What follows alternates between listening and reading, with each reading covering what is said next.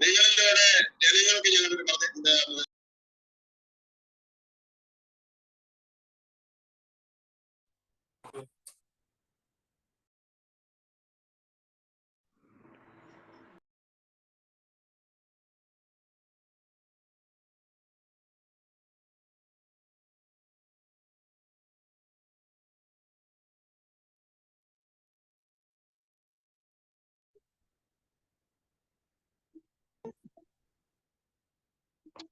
Hi all, home സയൻസിന്റെ ക്ലാസ്സിലേക്ക് എല്ലാവർക്കും സ്വാഗതം. അപ്പൊ നമ്മള് കഴിഞ്ഞ ക്ലാസ്സിൽ നമ്മൾ 3 ചാപ്റ്ററുകൾ കവർ ചെയ്തായിരുന്നു അല്ലെ. ഇനി നമുക്ക് അടുത്ത ചാപ്റ്ററുകളാണ് ഇന്നത്തെ ക്ലാസ്സിൽ നമുക്ക് കവർ ചെയ്യാനുള്ളത്.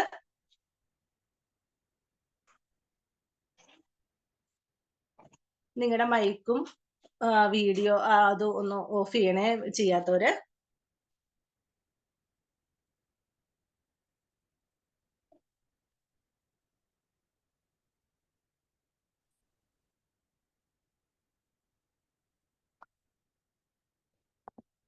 അപ്പൊ നമ്മള് എത്തിക്സ് ഇൻ ഡെയിലി ലൈഫ് 2ാമത്തെ ചാപ്റ്റർ ആയിരുന്നു എടുത്തത് അല്ലെ. അപ്പൊ നമുക്കറിയാം, നമുക്ക് കുറച്ച് ചാപ്റ്ററുകൾ ഒഴിവാക്കിയിട്ടുണ്ട്. അപ്പൊ നമുക്ക് പഠിക്കാനുള്ള ചാപ്റ്ററുകൾ മാത്രമേ നമ്മൾ എടുത്തു പോകുന്നത്.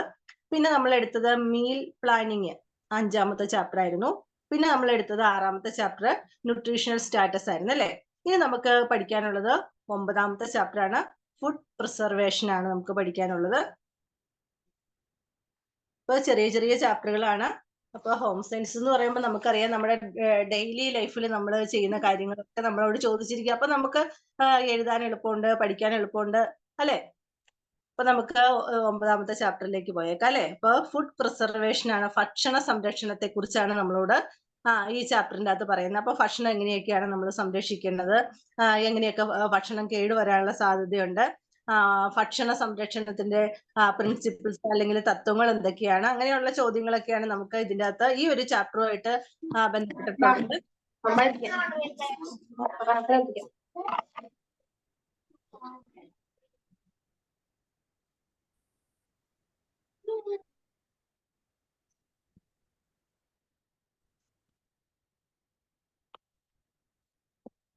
നിങ്ങൾക്ക് എന്തെങ്കിലും ഡൗട്ടുകൾ തോന്നുകയാണെങ്കിൽ ഒന്ന് ടൈപ്പ് ചെയ്തിടണം കേട്ടോ, ആ ചാറ്റിന്റെ അകത്ത്. എന്തെങ്കിലും ഒന്നും കൂടെ പറയണമെങ്കിലോ എന്തെങ്കിലും സംശയങ്ങളുണ്ടെങ്കിലോ ഒന്ന് ടൈപ്പ് ചെയ്തിട്ടേരെ, ഞാൻ നോക്കിയിട്ട് അത് പറഞ്ഞേക്കാം കേട്ടോ. അപ്പൊ നമുക്ക് ഫസ്റ്റ് ക്വസ്റ്റ്യൻ ആയിട്ട് നമ്മളോട് ചോദിച്ചിരിക്കുന്നത് എന്താണ്, വാട്ട് ഈസ് ഫുഡ് പ്രിസർവേഷൻ, എന്താണ് ഭക്ഷണ സംരക്ഷണം, ഭക്ഷണം എങ്ങനെയാണ് നമ്മൾ കേട് കൂടാതെ സൂക്ഷിക്കണമെന്ന് ചോദിച്ചിട്ടുണ്ട്.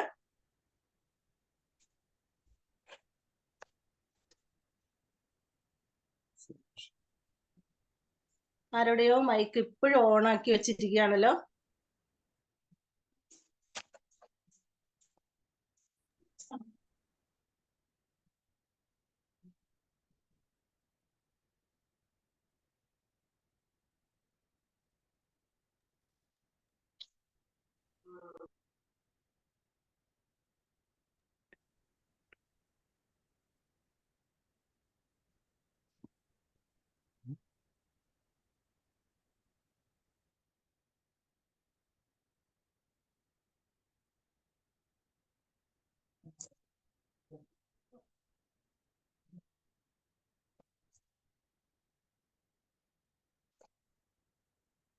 അപ്പൊ നമുക്ക് അതിന്റെ നമ്മളോട് പറഞ്ഞിരിക്കുന്ന ഒരു ചെറിയ ഡെഫിനിഷൻ ആണ് നമുക്കുള്ളത്. ഫുഡ് പ്രിസർവേഷൻ എന്താണ്, ഭക്ഷണ സംരക്ഷണം, അതിനെ കുറിച്ചാണ് അല്ലെ. അപ്പൊ ഭക്ഷണം പാഴാക്കാതിരിക്കാനും ഭാവിയിലെ ആവശ്യത്തിനായി ഉപയോഗപ്പെടുത്താനും നമ്മൾ ഭക്ഷണത്തെ എന്ത് ചെയ്യുന്നു, സംഭരിച്ചു വെക്കുന്ന പ്രക്രിയക്കാണ് നമ്മൾ എന്താ പറയാ, ഭക്ഷണ സംരക്ഷണം അല്ലെങ്കിൽ ഫുഡ് പ്രിസർവേഷൻ എന്ന് പറയുന്നത്. അപ്പൊ ഇംഗ്ലീഷ് പഠിക്കുന്നവർക്ക് അതിന്റെ ഒരു എന്താ പറയാ, ഒരു ചെറിയൊരു ഡെഫിനിഷൻ പോലെ, ഇതൊരു ഡെഫിനിഷൻ പോലെയുള്ളൊരു ഇതാണ്. ഇപ്പൊ ഭക്ഷണ സംരക്ഷണം എന്ന് പറഞ്ഞാൽ food preservation is a form of processing of food to preserve it forms of spoilage and making it possible to store in a fit condition for the future use. Future യൂസിന് വേണ്ടിയിട്ട് നമ്മൾ എന്ത് ചെയ്യുന്നു, കേട് കൂടാതെ സൂക്ഷിച്ചു വെക്കുന്നതിന് നമ്മൾ എന്താ പറയാ, ഫുഡ് പ്രിസർവേഷൻ എന്ന് പറയുന്നത്. അപ്പൊ നിങ്ങളുടെ ഇംഗ്ലീഷ് പഠിക്കുന്ന 1-2 പേരുണ്ടെന്ന് തോന്നുന്നു. അപ്പൊ അവർക്ക് വേണ്ടിയിട്ടൊന്ന് പറഞ്ഞാണ്, അപ്പോ ഫുഡ് പ്രിസർവേഷൻ എന്താണ്? ഭക്ഷണം കേടുകൂടാതെ സൂക്ഷിച്ചു വെക്കുകയും നമ്മൾ ഭാവിയുടെ ഫ്യൂച്ചറിലേക്ക് സൂക്ഷിച്ചു വെക്കുകയൊക്കെ ചെയ്യുന്ന ആവശ്യങ്ങൾക്ക് വേണ്ടി വീണ്ടും ഉപയോഗിക്കുന്നതിനൊക്കെ വേണ്ടിയിട്ട് നമ്മൾ എടുത്തു വെക്കുന്നതിനാ നമ്മൾ എന്താ പറയാ, ഭക്ഷണ സംരക്ഷണം അല്ലെ? അപ്പൊ ഈ സംഭരിച്ചു വെക്കുന്ന ഈ പ്രക്രിയക്കാണ് നമ്മൾ എന്താ പറയാ, ഭക്ഷണ സംരക്ഷണം എന്ന് പറയാ. ഇനി നമുക്ക് അടുത്തൊരു ചോദ്യം തന്നിരിക്കുന്നത്, explain the need of preservation of food. ഭക്ഷണം നമ്മൾ സൂക്ഷിച്ച് പ്രിസർവ് ചെയ്ത് വെക്കുന്നതിന്റെ ആവശ്യകത എന്താണ്? അതിന്റെ നീഡ് മീൻസ് എന്താണ്? ആവശ്യകത എന്താണെന്നാണ് നമ്മളോട് ചോദിച്ചേക്കുന്നത് അല്ലെ? അപ്പൊ നമ്മൾ ഭക്ഷണം സംഭരിച്ചു വെക്കുന്ന ഒരുപാട് സാധനങ്ങൾ നമ്മൾ സംഭരിച്ചു വെക്കാറുണ്ട്. നമ്മൾ ഡെയിലി എടുക്കുമ്പോൾ ചിലപ്പോൾ ഒരുപാട് ദിവസം ഇരിക്കില്ലാത്ത ഭക്ഷണം, അങ്ങനെയുള്ള സാധനങ്ങളുണ്ട് അല്ലെ, ഫുഡ് ഐറ്റംസ് ഉണ്ട് അല്ലെ, കുറെ നാൾ ഇരിക്കുന്ന ഫുഡ് ഐറ്റംസ് ഉണ്ട്. അപ്പൊ നമ്മൾ എന്ത് ചെയ്യും, അത് പല ഫുഡ് ഐറ്റംസും പല രീതിയിലായിരിക്കും എന്ത് ചെയ്യുക, നമ്മൾ സൂക്ഷിച്ചു വെക്കുക അല്ലെ. ധാന്യങ്ങള് അങ്ങനെയൊക്കെയുള്ള അല്ലെ, ഇതൊക്കെ എന്ത് ചെയ്യും, കുറെ നാള് നമുക്ക് നല്ല നല്ല കണ്ടെയ്നറിൽ അടച്ചു വെച്ച് കഴിഞ്ഞാൽ നമുക്ക് കുറെ നാള് ഉപയോഗിക്കാൻ പറ്റും. വെജിറ്റബിൾസ് ആണെങ്കിൽ നമുക്ക് കുറച്ച് ദിവസം അല്ലെ ഫ്രിഡ്ജിലൊക്കെ സൂക്ഷിച്ചു വെച്ച് കഴിഞ്ഞാൽ നമുക്ക് എന്ത് ചെയ്യാൻ പറ്റും, കുറച്ച് നാളൊക്കെ നമുക്ക് ഉപയോഗിക്കാനായിട്ട് പറ്റും. അല്ലെങ്കിൽ നമുക്ക് ഉണക്കി സൂക്ഷിക്കാം. ഭക്ഷണം എന്ത് ചെയ്യാൻ പറ്റും, ഭക്ഷണ സാധനങ്ങളൊക്കെ നമുക്ക് കപ്പ അല്ലെ, ചക്ക അങ്ങനെയുള്ള എല്ലാത്തരം ഐറ്റംസ് നമ്മൾ എന്ത് ചെയ്യുന്നു, ഉണക്കി സൂക്ഷിക്കുന്നുണ്ട് അല്ലെ. നമുക്കറിയാം, നമ്മൾ ഓരോരുത്തരുടെ വീടുകളിൽ പല രീതിയിലായിരിക്കും എന്ത് ചെയ്യുക, ഇങ്ങനെയുള്ള സാധനങ്ങളൊക്കെ സൂക്ഷിച്ചു വെക്കുന്നത്. അപ്പൊ എന്ത് ചെയ്യുക, കൂടുതൽ ഈട് നിൽക്കുന്നതിന് വേണ്ടിയിട്ടൊക്കെയാണ് നമ്മൾ എന്ത് ചെയ്യുക, ഭക്ഷണം നമ്മൾ സംരക്ഷിച്ചു വെക്കുന്നത്. പിന്നെയോ ജാമ്, അച്ചാറ് പോലെയുള്ള പുതിയ വിഭവങ്ങൾ തയ്യാറാക്കുന്നതിന് വേണ്ടിയിട്ട് എന്ത് ചെയ്യും, നമ്മള് ഭക്ഷണ സാധനങ്ങൾ, ജാം ഉണ്ടാക്കാനുള്ള സാധനം അല്ലെ, അത് സൂക്ഷിച്ചു വെക്കാം. അച്ചാർ പോലെയുള്ള സാധനങ്ങൾ ഉണ്ടാക്കുന്നതിന് നമുക്ക് എന്ത് ചെയ്യും, ഉപ്പിലിട്ട് വെക്കാം. അങ്ങനെയുള്ള കാര്യങ്ങളൊക്കെ ചെയ്യാം. പിന്നെയോ നമ്മുടെ ആവശ്യാനുസരണം നമ്മുടെ ഇഷ്ടമുള്ള സമയത്ത് ഉപയോഗിക്കാൻ വേണ്ടിയിട്ട് നമ്മൾ എന്ത് ചെയ്യുന്നു, ഈ ഭക്ഷണ സാധനങ്ങൾ എന്ത് ചെയ്യുന്നു, സൂക്ഷിച്ചു വെക്കുന്നു. പിന്നെയോ പഴകി പോവാതിരിക്കാനായിട്ട്, കേടാവാതിരിക്കാനും നമ്മൾ എന്ത് ചെയ്യുന്നു, ഭക്ഷണം നമ്മൾ സംരക്ഷിച്ചു വെക്കുന്നു. അങ്ങനെ 4 പോയിന്റ് ആണ് ഉള്ളത് അതിൻ്റെ അകത്ത്. അത് നിങ്ങൾക്ക് പഠിക്കാൻ എളുപ്പമുള്ളതാണ് 4 പോയിന്റുകൾ. ഇനി അടുത്ത എന്താണ്, മൂന്നാമത്തെ ഒരു ക്വസ്റ്റ്യൻ ഏതാണ്, describe the principles of food preservation. ഭക്ഷണം സംരക്ഷിച്ചു വയ്ക്കുന്നതിന്റെ പ്രിൻസിപ്പിൾസ് എന്തൊക്കെയാണെന്ന്.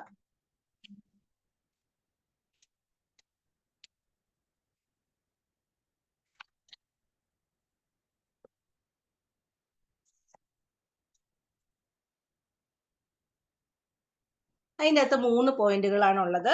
പ്രിൻസിപ്പിൾസ് ഓഫ് ഫുഡ് പ്രിസർവേഷൻ്റെ അകത്ത് ഫസ്റ്റ് പോയിന്റ് എന്ന് പറഞ്ഞാൽ സൂക്ഷ്മാണുക്കളെ കൊല്ലുന്നതിലൂടെ, by killing the micro organism. അപ്പൊ എന്താണ്, മൈക്രോ ഓർഗാനിസം അല്ലെ സൂക്ഷ്മാണുക്കളെ കൊല്ലുന്നതിലൂടെ നമുക്ക് എന്ത് ചെയ്യും, സൂക്ഷിച്ചു വെക്കുമ്പോൾ എന്ത് ചെയ്യും, കുറെ സാധനങ്ങള് നമുക്ക് എന്ത് ചെയ്യാൻ പറ്റും, സൂക്ഷ്മാണുക്കളെ കൊല്ലാൻ. എങ്ങനെയൊക്കെയാ, നമുക്ക് പാല് ചൂടാക്കുമ്പോൾ അതിനകത്തുള്ള സൂക്ഷ്മാണുക്കൾ എന്ത് ചെയ്യും, ചത്തുപോകും അല്ലെ. പിന്നെ അതുപോലെ തന്നെ പിന്നെ എന്ത് ചെയ്യാം, നമുക്ക് നല്ല തണുപ്പിൽ വെക്കാം. അന്നേരം എന്ത് ചെയ്യാൻ പറ്റും, ഈ സൂക്ഷ്മാണുക്കളെ ഒരു പരിധിവരെ നമുക്ക് എന്ത് ചെയ്യാൻ പറ്റും, ഇല്ലാതാക്കാനായിട്ട് പറ്റും.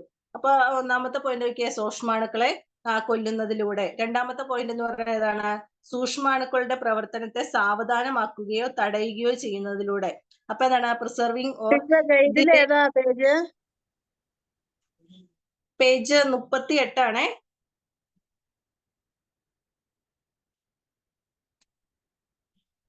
ഗൈഡിന്റെ അകത്തെ ഏട്ട പറഞ്ഞത് 38ാമത്തെ പേജാണേ.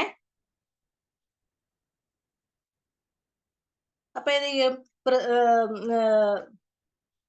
Preventing or delaying the actions of micro organism. അപ്പൊ എന്താണ്, സൂക്ഷ്മാണുക്കളുടെ പ്രവർത്തനത്തെ എന്ത് ചെയ്യും, സാവധാനമാക്കുകയോ തടയുകയോ ചെയ്യുന്നതിലൂടെ എന്ത് ചെയ്യാൻ പറ്റും, നമുക്ക് നമ്മുടെ ഭക്ഷണം കുറച്ചുകൂടി സംരക്ഷിച്ചു വെക്കാനായിട്ട് പറ്റും. അപ്പൊ മുട്ടയുടെ പുറന്തോട് അല്ലെ, പിന്നെ പഴങ്ങളുടെയും പച്ചക്കറികളുടെയും തൊലി, ഇപ്പൊ ഈ ഇങ്ങനെയുള്ള സാധനങ്ങളൊക്കെ എന്താണ്, സൂക്ഷ്മാണുക്കളുടെ പ്രവർത്തനം സാവധാനത്തിലാക്കും. പക്ഷെ അത് നമുക്ക് ഒരുപാട് നാള് നമുക്ക് എന്ത് ചെയ്യാൻ പറ്റില്ല, സൂക്ഷിച്ചു വെക്കാനായിട്ടുള്ള പറ്റില്ല. ഒരു പരിധി വരെ അല്ലെ. നമുക്കറിയാം, പച്ചക്കറിയും മുട്ടയൊക്കെ എത്ര നാൾ ഇരിക്കും നമുക്കറിയാം. അത് കഴിയുമ്പോൾ എന്ത് ചെയ്യും, അത് കേടുവന്നു പോകും. ഇത് വേണമെങ്കിൽ നമുക്ക് ഫ്രിഡ്ജിലൊക്കെ സൂക്ഷിച്ചു വെക്കുവാണെങ്കിൽ എന്ത് ചെയ്യാം, കുറച്ച് നാളും കൂടെ നമുക്ക് എന്ത് ചെയ്യാൻ പറ്റും, അതിന്റെ പ്രവർത്തനത്തെ സാവധാനമാക്കാനായിട്ട് പറ്റും അല്ലെ.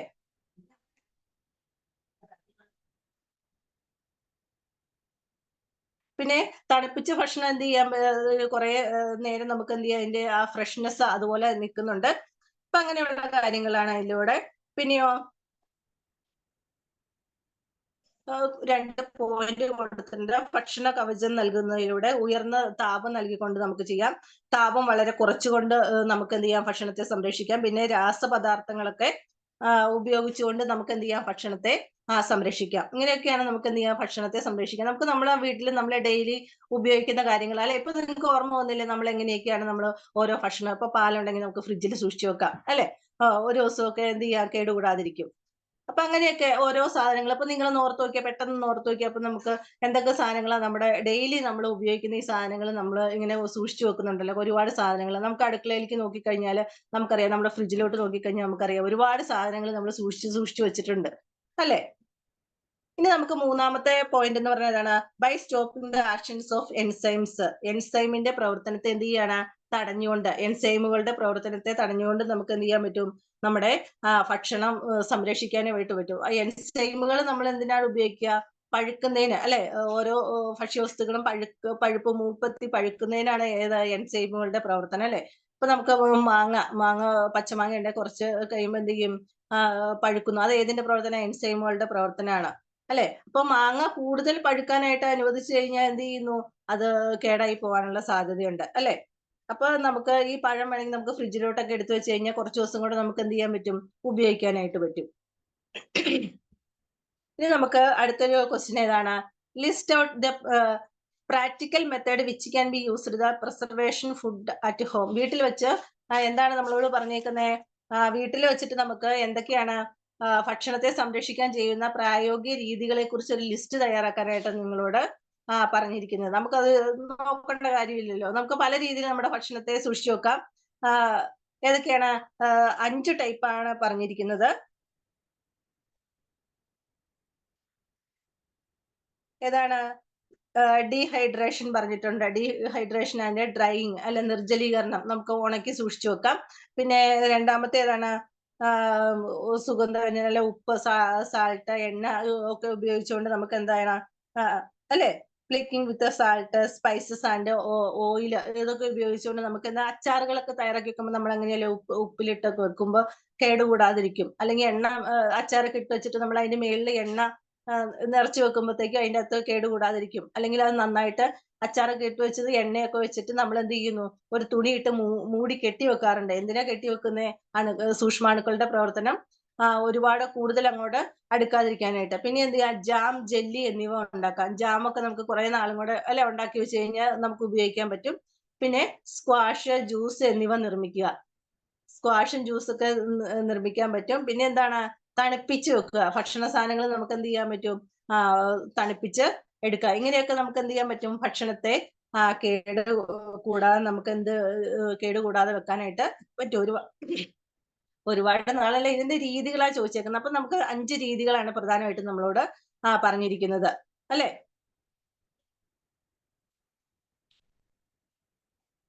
അപ്പൊ പോയിന്റുകളായിട്ട് കൊടുത്തിട്ടുണ്ട്, പുസ്തകത്തിലുണ്ട് കേട്ടോ. അത് നോക്കി പഠിക്കണേ.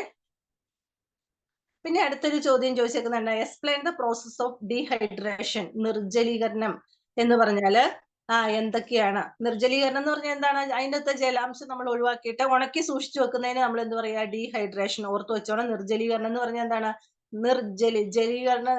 ജലം ഇല്ലാത്തൊരവസ്ഥ, അല്ലെ? നിർജ്ജലീകരണം എന്ന് പറഞ്ഞാൽ ഡീഹൈഡ്രേഷൻ എന്ന് പറഞ്ഞു കഴിഞ്ഞാല് ഭക്ഷണ പദാർത്ഥത്തെ അവയിലെ ജലാംശം എന്ത് ചെയ്യുന്നു? ഇല്ലാതാക്കി എന്ത് ചെയ്യുന്നു? ഉണക്കി സൂക്ഷിച്ചു വെക്കുന്ന പ്രക്രിയക്ക് നമ്മള് പല സാധനങ്ങളും നമ്മൾ വീട്ടിൽ ഉണക്കി സൂക്ഷിച്ചു വെക്കാറുണ്ട്, അല്ലെ? അതിന്റെ വെള്ളമൊക്കെ വലിച്ചിട്ട് ധാന്യങ്ങളൊക്കെ, അല്ലെ? നമ്മൾ ഒരുപാട് ദിവസം വെയിലത്തൊക്കെ ഇട്ട് നന്നായിട്ട് ഉണക്കി എടുത്തു വെക്കുന്നു. കപ്പ, ചക്ക, അങ്ങനെയുള്ള സാധനങ്ങള്. അല്ലെങ്കിൽ നമ്മള് പാവയ്ക്ക ഉണക്കി വെക്കാറുണ്ട്, അല്ലെ? അങ്ങനെ ഒരുപാട് സാധനങ്ങൾ നിങ്ങൾക്ക് അറിയാലോ. വീടുകളിൽ നമുക്ക് ഒരുപാട് സാധനങ്ങൾ നമ്മുടെ വീടുമായിട്ട് ബന്ധപ്പെട്ടിട്ട് നമുക്കറിയാം. ഒരുപാട് സാധനങ്ങൾ നമ്മൾ എന്ത് ചെയ്യുന്നു? പല രീതിയിൽ ഉണക്കി സൂക്ഷിക്കാറുണ്ട്. അതിനെ നമ്മൾ എന്ത് പറയാ? ഡീഹൈഡ്രേഷൻ എന്ന് പറയുന്നത്.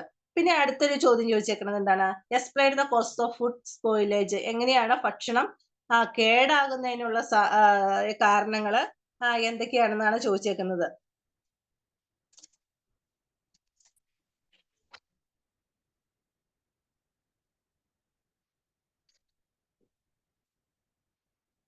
അപ്പൊ നിങ്ങള് ഇടയ്ക്കൊക്കെ എന്ത് ചെയ്യാം? ഈ ഒരു പാഠവുമായിട്ട് ബന്ധപ്പെട്ടിട്ട് എങ്ങനെയാണ് ഒരു അച്ചാർ ഉണ്ടാക്കുക എന്നൊക്കെ ഒന്ന് പഠിച്ചു വെക്കണം കേട്ടോ. വീട്ടിലാണ്, നമുക്ക് സമയമുണ്ട് നമ്മുടെ മുന്നില്. അപ്പൊ എങ്ങനെയാണ് ഒരു മാങ്ങാച്ചാർ ഉണ്ടാക്കുന്നത്, അല്ലെങ്കിൽ ഒരു നാരങ്ങ അച്ചാർ എങ്ങനെയാണ് ഇടുന്നത്, അതിൻ്റെ അകത്ത് എന്തൊക്കെ സാധനങ്ങൾ നമുക്ക് ഇൻഗ്രീഡിയൻസ് നമുക്ക് ചേർക്കാം. ഇങ്ങനെയുള്ള കാര്യങ്ങളൊക്കെ, ഒരു നാരങ്ങാച്ചാർ ഉണ്ടാക്കുന്നതിന് എന്തൊക്കെ സാധനങ്ങൾ നമുക്ക് ആവശ്യമാണ്, ഇങ്ങനെയുള്ള കാര്യങ്ങളൊക്കെ ഒന്ന് ഓർത്തു വെച്ചേക്കുക. അപ്പൊ അതൊക്കെ ചിലപ്പോൾ എന്ത് ചെയ്യും, പ്രാക്ടിക്കലിന് ചോദിക്കാൻ ഒരു സാധ്യതയുണ്ട്. അപ്പൊ നമുക്കറിയാലോ, നമ്മൾ ഡെയിലി ചെയ്യുന്ന കാര്യമല്ല. അപ്പൊ നമ്മളോട് ചോദിച്ചു കഴിഞ്ഞാൽ നമ്മൾ ഒരു അച്ചാർ ഉണ്ടാക്കുന്നത് എങ്ങനെയാ, അച്ചാർ ഉണ്ടാക്കാൻ ആദ്യമായിട്ട് നാരങ്ങയാണെങ്കിൽ നാരങ്ങ വേണം, മാങ്ങ മാങ്ങ വേണം, ഉപ്പ് വേണം, അല്ലെ, മുളക് വേണം, അങ്ങനെയുള്ള അതിൻ്റെ അകത്ത് ചേർക്കുന്ന സാധനങ്ങളുടെ പേരുകളൊന്ന് പറയാനും ഒന്ന് എങ്ങനെയാണ് പ്രിപ്പയർ ചെയ്യുന്നതെന്ന് ഒന്ന് നോക്കി കണ്ടുപിടിച്ചൊക്കെ വെക്കുവാണെങ്കിൽ നമുക്ക് എന്താണ്, പ്രാക്ടിക്കലിന് വരുമ്പോൾ എളുപ്പമുണ്ടാവും. നിങ്ങളോട് അങ്ങനെ ചെയ്യിപ്പിക്കാൻ സാധ്യതകളൊന്നുമില്ല. ഒന്ന് ചിലപ്പോൾ പറയിപ്പിക്കും, എങ്ങനെയാണ് ഇതൊന്ന് ചെയ്യുന്നത് ഒന്ന് പറയാമോ എന്ന് ചോദിച്ചു കഴിഞ്ഞാൽ നമുക്ക് എന്ത് ചെയ്യാൻ പറ്റും, ഒന്ന് പറയാം, അല്ലെ. അതൊക്കെ ഒന്ന് ഈ പാഠഭാഗമായിട്ടൊന്ന് എന്ത് ചെയ്യുക, നിങ്ങൾക്ക് വീട്ടിലെ അച്ഛനോടും അമ്മയോടും ഒക്കെ ചോദിച്ചു കഴിഞ്ഞാൽ അറിയാം ഓരോ കാര്യങ്ങളും എങ്ങനെയൊക്കെയാണ് ചെയ്യുന്നത്, അല്ലെ. അമ്മയോട് ചോദിച്ചു കഴിഞ്ഞാൽ കൂടുതൽ നമുക്ക് മനസ്സിലാക്കാൻ പറ്റും, അല്ലെ. ഓരോ കാര്യങ്ങൾ എങ്ങനെയാണ്, അച്ചാറിന്റെ എങ്ങനെയാണ് അമ്മ, അല്ലെങ്കിൽ ഓരോ സാധനങ്ങൾ നമ്മൾ വറുത്തെടുക്കുന്നത് എങ്ങനെയാണ്, അല്ലെങ്കിൽ ഓരോ കണ്ടെയ്നറിൽ എങ്ങനെയാണ് നമ്മൾ സാധനങ്ങൾ ഉണക്കി എങ്ങനെയാണ് സൂക്ഷിച്ചു വെക്കുന്നത്, അല്ലെ. ഇങ്ങനെയുള്ള കാര്യങ്ങളൊക്കെ നമുക്ക് എന്ത് ചെയ്യാൻ പറ്റും, മനസ്സിലാക്കാൻ പറ്റും. ഇനി നമ്മുടെ അടുത്തൊരു ചോദ്യം എന്തായെന്ന് പറഞ്ഞാൽ, explain the causes of food spoilage, ഭക്ഷണം കേടാകാനുള്ള കാരണങ്ങള് എന്തൊക്കെയാണെന്നായിരുന്നു ചോദിച്ചിരുന്നത്. അപ്പൊ ഒന്നാമത്തെ നമ്മൾ പറഞ്ഞ പ്രിൻസിപ്പിൾസ് പറഞ്ഞ പോലെ തന്നെയാണ്. ഒന്നാമത്തെ ഏതാണ്, സൂക്ഷ്മാണുക്കളുടെ സാന്നിധ്യമാണ്. ഒന്നാമത്തെ പോയിന്റ് എന്ന് പറഞ്ഞാൽ ഏതാണ്, സൂക്ഷ്മാണുക്കളുടെ സാന്നിധ്യം മൂലമാണ് എന്ത് ചെയ്യുന്നു, ഭക്ഷണ പദാർത്ഥങ്ങൾ എന്ത് ചെയ്യുന്നു, കേടായി പോകുന്നു. പഴത്തിന്റെയും പച്ചക്കറിയുടെയും തൊലിയിലെ സൂക്ഷ്മാണുക്കളുടെ പ്രവർത്തനം കാരണം എന്ത് ചെയ്യുന്നു, പെട്ടെന്ന് ചീഞ്ഞളിഞ്ഞ് പോകുന്നു. അതുപോലെ തന്നെ എല്ലാ സാധനങ്ങളും. പിന്നെ എൻസൈമുകളുടെ സാന്നിധ്യം, എൻസൈമുകൾ എന്ത് ചെയ്യുന്നു, പഴങ്ങളും പച്ചക്കറികളും പഴുക്കാനായിട്ട് സഹായിക്കുന്നതാണ് എൻസൈമുകൾ. അപ്പൊ അതിന്റെ പ്രവർത്തനം മൂലം എന്ത് സംഭവിക്കും, പെട്ടെന്ന് തന്നെ ഈ സാധനങ്ങൾ എന്ത് ചെയ്യുന്നു, കേടാവാനുള്ള സാധ്യതയുണ്ട്. പിന്നെ ഏതാണ്, കീടങ്ങള്, കൃമികള്, എലി, പാറ്റ, അങ്ങനെയുള്ള സാധനങ്ങളുടെ ഒക്കെ ശല്യം മൂലവും എന്ത് ചെയ്യുന്നു, ഇവ എന്ത് ചെയ്യുന്നു, നമ്മുടെ അരി, പരിപ്പ്, നമുക്കറിയാം ചില സാധനങ്ങൾ നമ്മൾ കടയിൽ നിന്നൊക്കെ വാങ്ങിച്ചുകൊണ്ട് വന്നു, അല്ലെങ്കിൽ വീട്ടിലിരിക്കുന്ന അരിയൊക്കെ കുറച്ച് നാളുകൾ നമ്മൾ ഉപയോഗിക്കാണ്ടൊക്കെ ഇരിക്കുകയാണെങ്കിൽ അതിൻ്റെ അകത്ത് ഈ ചെറിയ ചെറിയ ചിലപ്പോൾ വെളുത്തിരിക്കുന്നതാണ് നമുക്ക്, അല്ലെ. അതിൻ്റെ അകത്ത് തന്നെ ആയിരിക്കും ഇരിക്കുക, കീടങ്ങളുണ്ടാവും, അല്ലെ, ചെല്ലുകൾ. അപ്പൊ അത് ഇരിക്കുന്ന എങ്ങനെയാണ്, വെളുത്തിങ്ങനെ ഇരിക്കും, അതിന്റെ ഉള്ളിൽ ഇങ്ങനെ തവിട്ട് കളറിൽ ഇരിക്കുന്നതായിരിക്കും ഇത് കീടങ്ങള്. അപ്പൊ അവ അരിയിലും അല്ലെങ്കിൽ ഈ ധാന്യങ്ങളിലും ഒരു ദ്വാരം ഉണ്ടാക്കി എന്ത് ചെയ്യുന്നു, അതിന്റെ അകത്തേക്ക് കയറി എന്ത് ചെയ്യുന്നു, അതിനെ പൊടിയായിട്ട് ഈ സൂക്ഷ്മാണുക്കള് മാറ്റുന്നു. അതുപോലെ തന്നെ എലികളും എല്ലാം, അല്ലെ, ഭക്ഷ്യവസ്തുക്കൾ എന്ത് ചെയ്യുന്നു, നശിപ്പിക്കുന്നുണ്ട്. ഇപ്പൊ നമുക്ക് ഈ ഒരു ചാപ്റ്ററിന്റെ നമുക്ക് ഇത്രയേ ഉള്ളൂ പഠിക്കാനായിട്ട്. ഇപ്പൊ പഠിച്ചില്ലേ, ഇപ്പൊ തന്നെ നിങ്ങൾ പഠിച്ചു കഴിഞ്ഞാൽ എന്താണ് ഫുഡ് പ്രിസർവേഷൻ എന്ന് പറഞ്ഞാൽ, ഭക്ഷണം എങ്ങനെയാണ് സംരക്ഷിച്ചു വെക്കുന്നത്, അല്ലെ. ഭക്ഷണം പാഴാക്കാതെ ഭാവിയിലെ ആവശ്യങ്ങൾക്ക് വേണ്ടിയിട്ട് നമ്മൾ എന്ത് ചെയ്യുന്നു, ഭക്ഷണത്തെ സംരക്ഷിച്ചു വെക്കുന്ന പ്രക്രിയക്കാണ് എന്ത് പറയുക, ഫുഡ് പ്രിസർവേഷൻ അല്ലെങ്കിൽ ഭക്ഷണ സംരക്ഷണം എന്ന് പറയുക. പിന്നെ എന്തായിരുന്നു നമ്മൾ പറഞ്ഞേ, എന്താണ്, explain the need of preservation of food, അല്ലെ.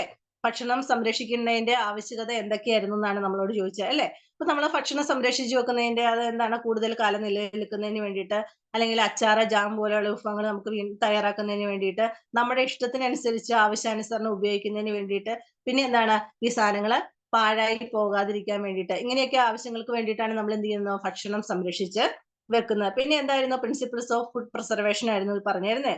അപ്പൊ എന്താണ്, ഭക്ഷണ സംരക്ഷണത്തിന്റെ തത്വങ്ങൾ എന്തൊക്കെയായിരുന്നു, നമ്മുടെ മൈക്രോ ഓർഗാനിസ്, അല്ലെ, നമ്മുടെ സൂക്ഷ്മാണുക്കളെ കൊല്ലുന്നതിലൂടെ, പിന്നെയോ സൂക്ഷ്മാണുക്കളുടെ പ്രവർത്തനത്തെ എന്ത് ചെയ്യുക, സാവധാനമാക്കുകയോ അല്ലെങ്കിൽ തടയുകയോ ചെയ്യുന്നതിലൂടെ, പിന്നെയോ എൻസൈമുകളുടെ പ്രവർത്തനത്തെ തടഞ്ഞുകൊണ്ട്, ഇങ്ങനെയൊക്കെയാണ് നമുക്ക് എന്ത് ചെയ്യാൻ പറ്റും, ഭക്ഷണത്തെ നമുക്ക് സംരക്ഷിക്കാനായിട്ട് പറ്റും. പിന്നെ നമ്മളോട് ഒരു ചോദ്യം ചോദിച്ചിരുന്നത് എന്തായിരുന്നു, list out the practical methods which can be used the preservation of food at home, അല്ല, നമ്മുടെ വീട്ടിൽ വെച്ച ഭക്ഷണം സംരക്ഷിച്ചു വെക്കാവുന്ന പ്രായോഗിക രീതികളെ കുറിച്ച് ലിസ്റ്റ് തയ്യാറാക്കാനെന്ന് പറഞ്ഞത് 5 ടൈപ്പാണ് പറഞ്ഞത്, അല്ലെ.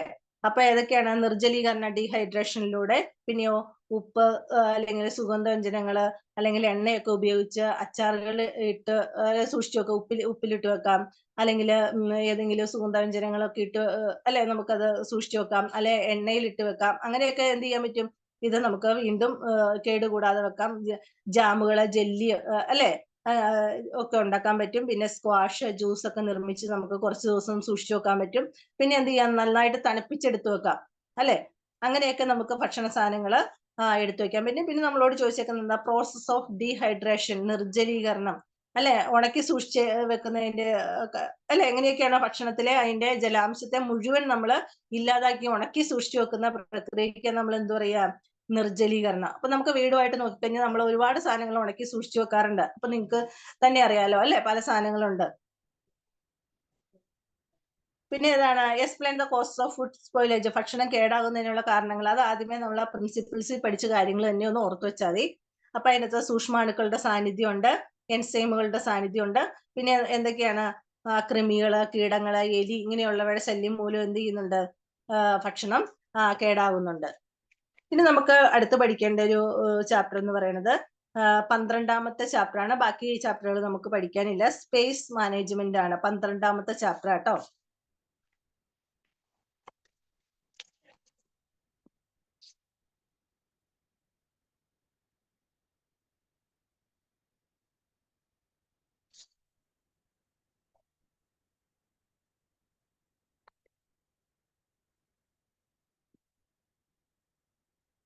ഇപ്പൊ ഈ നമ്മള് ഫുഡ് പ്രിസർവേഷൻ പഠിച്ചു അല്ലെ, ഭക്ഷണം എങ്ങനെയൊക്കെ നമുക്ക് സൂക്ഷിച്ചു വെക്കാം എന്നൊക്കെ നമ്മള് പഠിച്ചു കഴിഞ്ഞു. ഇനി നമുക്ക് അടുത്ത ഏതാണുള്ളത്, സ്പേസ് മാനേജ്മെന്റ്. സ്ഥലം എങ്ങനെയൊക്കെയാണ് നമുക്ക് നമ്മുടെ ആവശ്യങ്ങൾക്ക് വേണ്ടിയിട്ട് എടുത്തു വെക്കുക, എങ്ങനെയൊക്കെ നമുക്ക് ചെയ്യാം, ഇതൊക്കെയാണ് നമുക്ക് ഇനി അടുത്തത് നോക്കാനുള്ളത്. ഇപ്പൊ ഈ പറയുന്ന ചില ഡെഫിനിഷൻസ് ഉണ്ട്. ഇനി പറയുമ്പോൾ ഡെഫിനിഷൻ എന്ന് പറയുമ്പോൾ അത് എന്ത് ചെയ്യാൻ പറ്റില്ല, നമ്മുടേതായ രീതികളിലേക്ക് മാറ്റി എഴുതുമ്പോൾ ശ്രദ്ധിച്ചിട്ട് വേണം എഴുതാനായിട്ട്.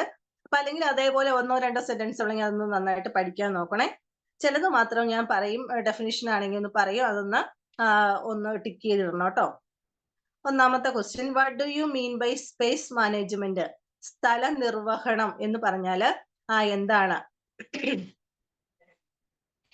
സ്പേസ് മാനേജ്മെന്റ് എന്ന് പറഞ്ഞാല് എന്താണ് ഉദ്ദേശിക്കുന്നത് എന്നാണ് ചോദിച്ചേക്കുന്നത്. അപ്പൊ നമ്മൾ ഒരു കാര്യം ചെയ്യാനായിട്ട് പോവുകയാണ്. അപ്പൊ നമ്മൾ എന്ത് ചെയ്യുന്നു, അതിന് വേണ്ട സാധന സാമഗ്രികളൊക്കെ എന്ത് ചെയ്യുന്നു, എടുത്ത് വെച്ചേച്ചായിരിക്കും നമ്മൾ എന്ത് ചെയ്യുക, ഇപ്പൊ ജോലിക്ക് പോകുന്ന, ഡെയിലി ജോലിക്ക് പോകുന്നവരാണ്. അവര് പോകുമ്പോ എന്ത് ചെയ്യുന്നു, ആവശ്യമുള്ള സാധനങ്ങളെല്ലാം നമ്മൾ എന്ത് ചെയ്യുന്നു, എടുത്ത് അടുക്കി പെറുക്കി വെച്ച് ആയിട്ടായിരിക്കും നമ്മൾ എന്ത് ചെയ്യുക, കൊണ്ടുപോവുക. അതിനെയാണ് നമ്മൾ എന്ത് പറയാ ആദ്യമായിട്ട്. അപ്പൊ പറയുമ്പോൾ നിങ്ങൾക്ക് മനസ്സിലാവുമല്ലോ സ്പേസ് മാനേജ്മെന്റ് എന്താന്ന്. അപ്പൊ സ്ഥലം കൈകാര്യം ചെയ്യുന്നത് കൊണ്ട് നമ്മൾ എന്താണ് അർത്ഥമാക്കുന്നത്, ഏതെങ്കിലും ഒരു പ്രവൃത്തിക്കായി നമ്മുടെ സ്ഥലത്തെ വിനിയോഗിക്കുകയും ആവശ്യമായ എല്ലാ വസ്തുക്കളും ചിട്ടയായി ആ പ്രദേശത്ത് ക്രമീകരിക്കുകയും ചെയ്യുക എന്നതാണ് എന്ത് പറയാ, സ്പേസ് മാനേജ്മെന്റ് എന്ന് പറയുക. അപ്പൊ ഞാൻ നിങ്ങളെ ഇവിടെ ക്ലാസ് എടുക്കാൻ ഇരിക്കുന്നുണ്ട്. അപ്പൊ ഞാൻ എന്തൊക്കെ കാര്യങ്ങളായിരിക്കും ആ ഒരു സ്പേസ് മാനേജ്മെന്റിന്റെ രീതിയിൽ ചെയ്യുക. അപ്പൊ ഞാൻ എനിക്ക് ആവശ്യമുള്ള അല്ലെ, നിങ്ങൾക്ക് ക്ലാസ് എടുക്കുന്ന ആവശ്യമായ എടുത്തു വെച്ചു. പിന്നെ എന്ത് ചെയ്യണം, എന്റെ പുസ്തകങ്ങൾ എടുത്തു വെക്കണം അല്ലെ, ടേബിൾ റെഡിയാക്കി വെക്കണം. അങ്ങനെ ഒരുപാട് കാര്യങ്ങൾ ഞാൻ എന്ത് ചെയ്യുന്നു, ചിട്ടയോടുകൂടി എടുത്തു വെച്ചായിരിക്കും എന്ത് ചെയ്യുക, ക്ലാസ് എടുക്കുക. അപ്പൊ നിങ്ങളും അതുപോലെ തന്നെയാണ്. നിങ്ങൾ ക്ലാസ്സിലേക്ക് കയറിയിരിക്കുമ്പോൾ എന്ത് ചെയ്യും, നിങ്ങൾ പുസ്തകങ്ങൾ എടുത്തു വെക്കും, പേന ഉണ്ടാവും അല്ലെ, ചിലർ നോട്ട്ബുക്ക് ഒക്കെ എടുത്തു വെക്കും അല്ലെ, അങ്ങനെയൊക്കെ അല്ലെ, മൊബൈൽ ഫോൺ, നിങ്ങളുടെ ഫോൺ എടുത്തു വെക്കും അല്ലെ. അതൊക്കെ ചിട്ടയോടുത്ത് വെച്ച് ക്ലാസ്സിലേക്ക് കയറുക. നമ്മൾ ഓരോ പ്രവൃത്തി ചെയ്യുമ്പോൾ എങ്ങനെയാണ്, ഇപ്പൊ നമ്മൾ ഒരു എക്സാമ്പിൾ ആയിട്ട് നമുക്ക് എന്ത് ചെയ്യണം, അടുക്കളയിൽ ഒരു കറി വെക്കണം. നമ്മൾ എന്ത് ചെയ്യും, ആദ്യമായിട്ട് അതിനുള്ള പച്ചക്കറി എടുത്തു വെക്കും അല്ലെ, പച്ചക്കറി നന്നായിട്ട് കഴുകി അരിഞ്ഞു വെക്കും. അപ്പൊ സ്പേസ് മാനേജ്മെന്റിന്റെ കാര്യം പറയണം. അപ്പൊ ഓരോന്നും നമ്മൾ എന്ത് ചെയ്യുന്നു, അടുപ്പിച്ച് വെച്ചേച്ചാണ് നമ്മൾ എന്ത് ചെയ്യുക, ഓരോ കാര്യങ്ങളും ചെയ്യുക അല്ലെ. അല്ലാണ്ട് നമ്മൾ വേഗം പാത്രം അടുപ്പത്ത് വെച്ചിട്ടായിരിക്കും പച്ചക്കറി അന്വേഷിക്കാൻ പോവുക അല്ല. അതെല്ലാം നമ്മൾ അടുപ്പിച്ച് വെച്ചായിരിക്കും നമ്മൾ എന്ത് ചെയ്യുക, അത് പ്രിപ്പയർ ചെയ്യാനായിട്ട് പോകുന്നത്. അപ്പൊ അത്രയേ ഉള്ളൂ സ്പേസ് മാനേജ്മെന്റ് എന്ന് പറഞ്ഞാൽ. നമ്മൾ ചെയ്യുന്ന പ്രവൃത്തി എന്ത് ചെയ്യുന്നു, അടുക്കും ചിട്ടയോടുകൂടി ചെയ്യുന്നു. ഇനി അടുത്തൊരു ചോദ്യം എന്താണ്, അതൊന്ന് ടിക്ക് ചെയ്തിരുന്നു കേട്ടോ. സ്പേസ് മാനേജ്മെന്റ് അതൊരു ഡെഫിനിഷൻ പോലെ പഠിക്കാം കേട്ടോ.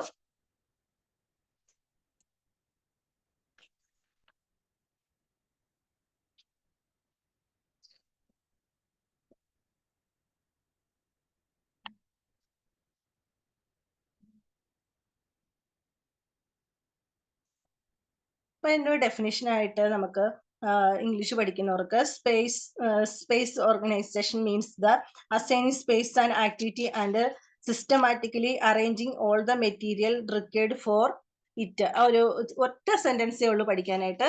അതൊന്ന് നോക്കുക, നിങ്ങൾക്ക് പുസ്തകത്തിൽ ഉണ്ടാവും അത്.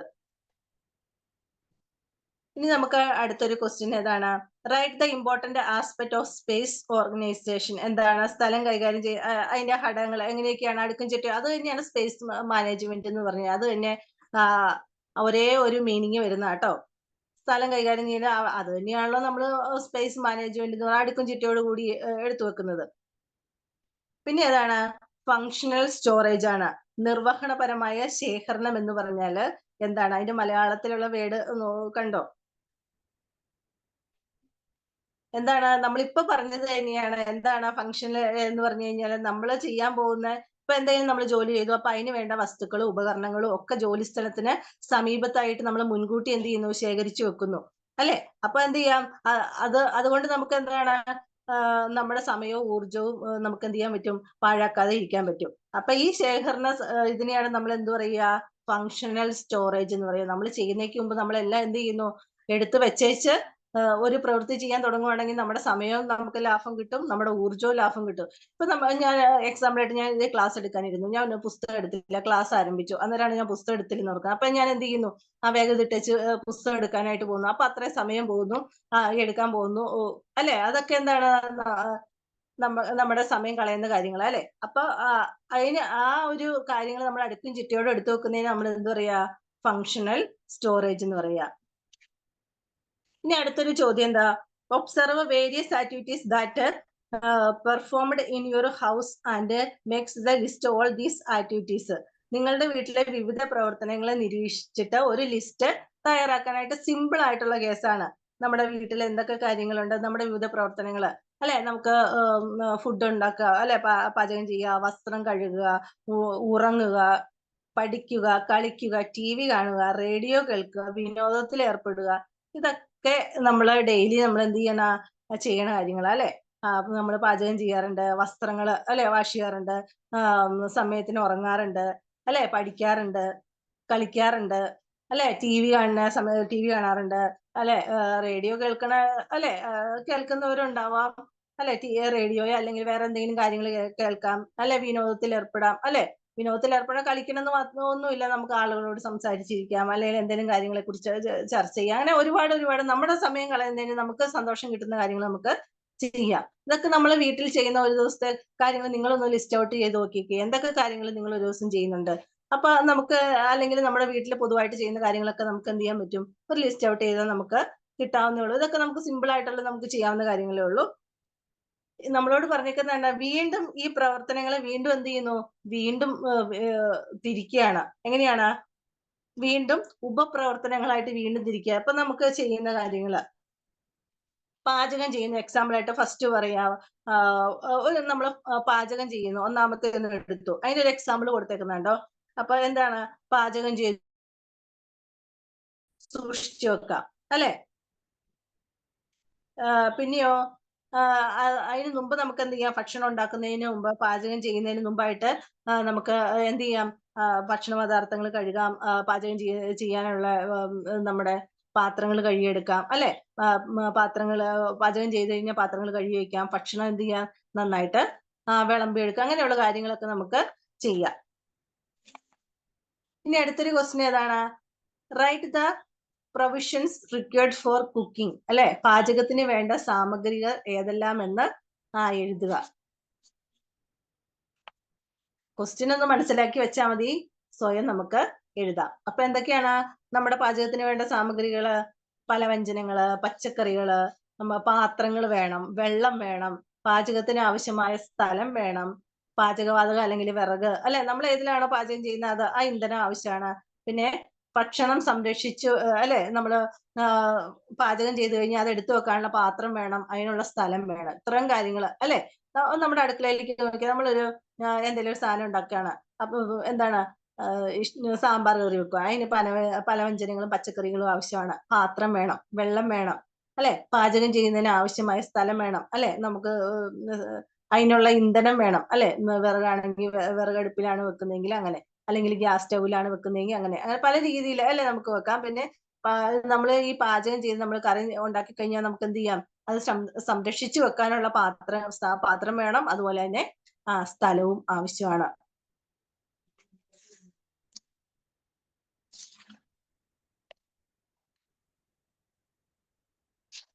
ഇനി അടുത്തൊരു ചോദ്യം എന്താണ്? Define work centre or work area. അതൊന്ന് ടിക്ക് ചെയ്യണേ. അത് എന്താണ്? ഡെഫിനിഷൻ ആണ്.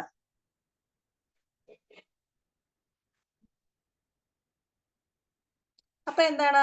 ഒറ്റ സെന്റൻസേ ഉള്ളൂ. ഒരു പ്രത്യേക ജോലിയോ പ്രവർത്തനമോ ചെയ്യുന്നതിന് ആവശ്യമായ സ്ഥലത്തെയാണ് നമ്മൾ എന്താ പറയാ? വർക്ക് സെന്റർ എന്ന് പറയാ. ഒറ്റ സെന്റൻസേ ഉള്ളൂ, പഠിച്ചോളൂ ഇപ്പൊ തന്നെ. ഒരു പ്രത്യേക ജോലിയോ പ്രവർത്തനമോ ചെയ്യുന്നതിന് ആവശ്യമായ സ്ഥലത്തെയാണ് നമ്മൾ എന്താ പറയാ? വർക്ക് സെന്റർ എന്ന് പറയാ. അപ്പൊ അതിനൊരു ഡെഫിനിഷൻ ഉണ്ട്. The area specified for an activity is known as the work area or work center. ഒറ്റ സെന്റൻസേ ഉള്ളൂ കേട്ടോ, ഇംഗ്ലീഷിലും മലയാളത്തിലും ഒരേ ഒരു സെന്റൻസേ ഉള്ളൂ, പഠിച്ചോണം. അത് ഡെഫിനിഷൻ ആണ്. ഡിഫൈൻ എന്നാ പറഞ്ഞേക്കുന്നുണ്ട്, ആ ഡെഫിനിഷൻ ആണത്. അപ്പൊ ഒരു പ്രത്യേക ജോലിയോ പ്രവർത്തനമോ ചെയ്യുന്നതിന് ആവശ്യമായ സ്ഥലത്തെയാണ് നമ്മൾ എന്താ പറയാ? വർക്ക് സെന്റർ എന്ന് പറയാ. നമുക്ക് അടുത്തൊരു ചോദ്യം എന്താണ്? മലയാളത്തിൽ എഴുതാൻ പറ്റുമോ?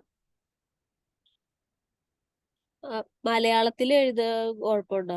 ക്വസ്റ്റ്യൻ ചോദിച്ചു കഴിഞ്ഞാ പരീക്ഷയ്ക്ക്?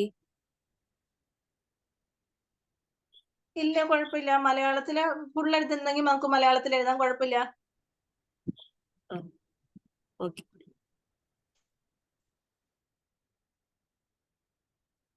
നമുക്ക് അടുത്ത ക്വസ്റ്റ്യൻ ഏതാണ്? Discuss the specific requirement of work centres for various house hold activities. എന്തൊക്കെയാണ്? വീട്ടിൽ വിവിധ ജോലികൾ ചെയ്യുന്നതിന് ഏതെല്ലാം ഘടകങ്ങൾ ആവശ്യമാണെന്ന് ചർച്ച ചെയ്യുക എന്നാണ് പറഞ്ഞേക്കുന്നത്. അപ്പൊ നമുക്ക് വീട്ടില് എന്തെങ്കിലും കുറെ കാര്യങ്ങളൊക്കെ ചെയ്യുന്നെങ്കിൽ അല്ലെ, എന്തൊക്കെ സ്ഥലങ്ങൾ ആവശ്യമാണ് എന്നാണ് ചോദിച്ചേക്കുന്നത്.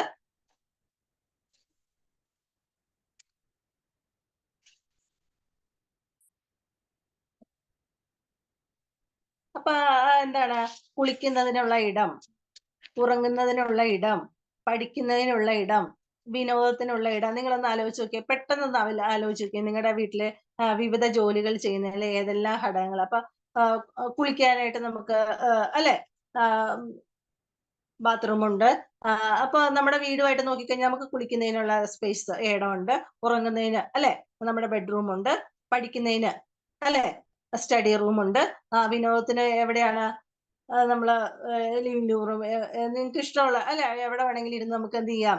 വിനോദത്തില് ഏർപ്പെടാം. ഇപ്പൊ ഏറ്റവും കൂടുതൽ വിനോദം എന്ന് പറയുന്നത് ഏതാണ്? മൊബൈൽ ഫോണാണ് അല്ലെ. ഇപ്പൊ അല്ലാതെ വിനോദമൊന്നുമില്ല. ഏറ്റവും കൂടുതലുള്ള പരിപാടി എന്ന് പറഞ്ഞാൽ ഏതാണ്? ഈ മൊബൈൽ ഫോണാണ് അല്ലെ. ഇപ്പൊ ഏറ്റവും വലിയ കൂട്ടുകാരൻ ആരാണ്? മൊബൈൽ ഫോണാണ്. അപ്പൊ ഓരോന്നും പറഞ്ഞേ ഉള്ളൂ. അപ്പൊ അടുത്തൊരു ചോദ്യം എന്താണ്? What do you mean by dead storage? Dead storage എന്ന് പറഞ്ഞാല് അതിന്റെ അർത്ഥം എന്താണെന്നാണ് ചോദിച്ചേക്കുന്നത്.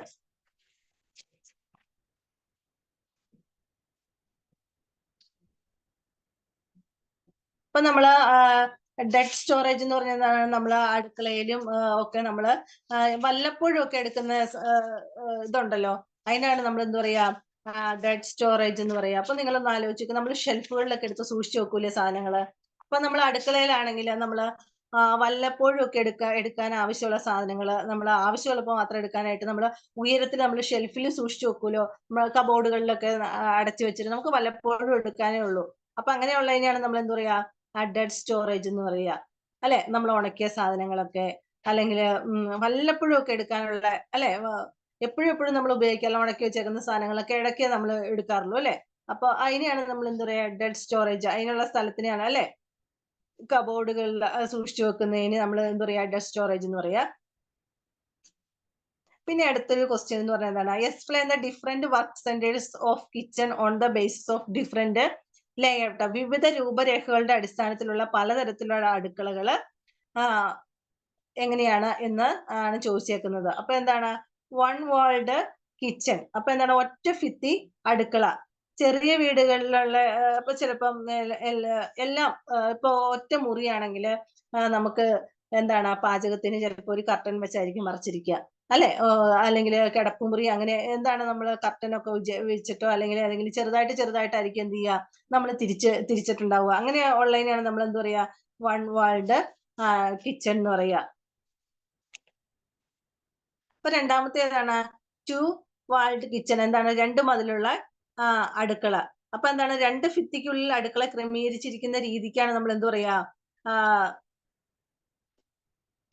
ടു വാൾഡ് കിച്ചൺ എന്ന് പറയാ. പിന്നെയോ എൽ ഷേപ്ഡ് കിച്ചൺ. അപ്പൊ അടുത്തടുത്തായി 2 ഭിത്തികൾക്കുള്ളിൽ എല്ലാ ആകൃതിയിൽ തയ്യാറാക്കുന്ന അടുക്കളയാണ്. അപ്പൊ നമുക്ക് ഏത് അടുക്കളയാണ് നമുക്കറിയാലോ. അപ്പം 4 ടൈപ്പിലുള്ള അടുക്കളയാണ് ഉള്ളത്. ഒന്ന് ഒരു ഭിത്തി ഉള്ളത്, രണ്ടാമത്തെ ഏതാണ് 2 ഭിത്തി ഉള്ളത്, മൂന്നാമത്തെ ഏതാണ് എൽ ഷേപ്പിലുള്ള അടുക്കളയുണ്ട്, പിന്നെ ഏതാണ് യു ഷേപ്പിലുള്ള അടുക്കളയുണ്ട്.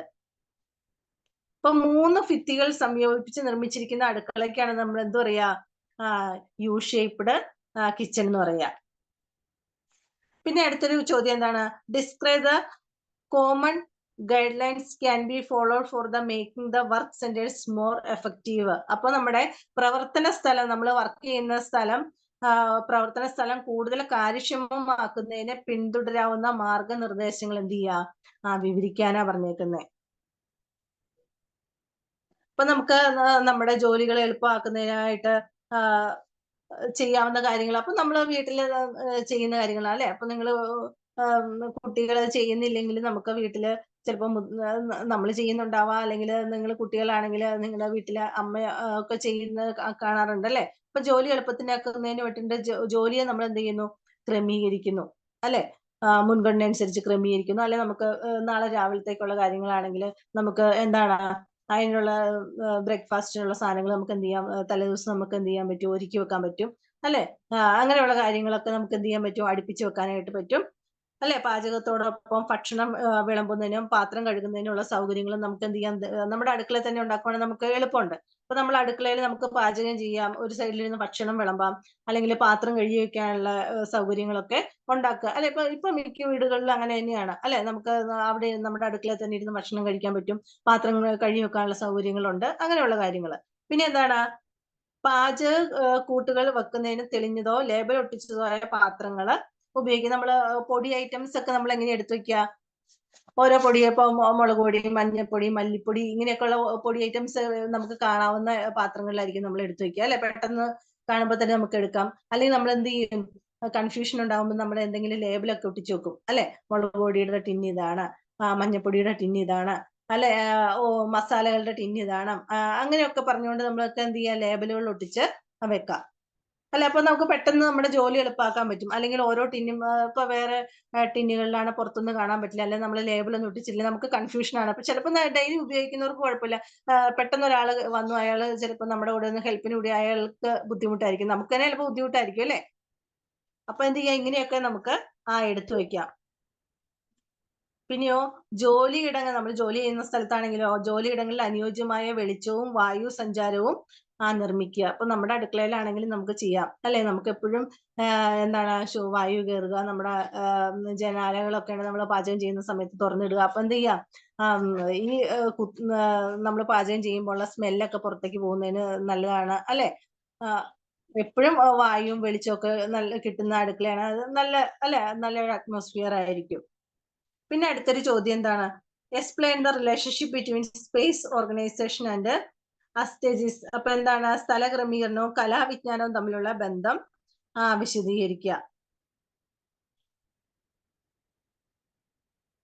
ഇപ്പൊ എന്ത് ചെയ്യാം, നമുക്ക് നമ്മുടെ മുറികളും നമ്മുടെ വീടും അല്ലെങ്കിൽ നമ്മൾ ജോലി ചെയ്യുന്ന സ്ഥലമൊക്കെ നമുക്ക് ഭംഗിയായിട്ടും അടുക്കി പെറുക്കിയൊക്കെ വെക്കാം. കുഞ്ഞൊരു മുറിയാണെങ്കിലും നമുക്ക് എന്ത് ചെയ്യാം, നമ്മുടെ വീടുകളിലാണെങ്കിലും നിങ്ങളുടെ ബെഡ്റൂം ആണെങ്കിലും നമ്മുടെ ലിവിംഗ് റൂം ആണെങ്കിലും അടുക്കളയാണെങ്കിൽ പോലും നമുക്ക് എന്ത് ചെയ്യാൻ പറ്റും, നന്നായിട്ട് അലങ്കരിച്ച് വെക്കാൻ പറ്റും അല്ലെ.